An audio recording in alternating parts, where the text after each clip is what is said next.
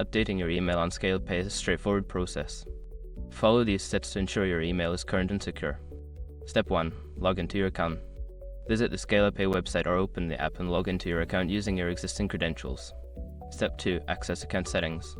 Once logged in, navigate to the account settings or profile section. This is usually found in the menu or under your profile icon. Step 3. Select email preferences. In the account settings, look for an option labeled Email Preferences or Contact Information. Click on this option to proceed. Step 4. Update your email address. Enter your new email address in the designated field. Make sure to double-check for any typos to ensure accuracy. Step 5. Save changes. After entering your new email, look for a Save or Update button. Click it to confirm the changes and ensure your new email is registered. Make sure to check your new email for any confirmation messages from Scalapay. Keeping your email updated helps you stay informed about your account and transactions.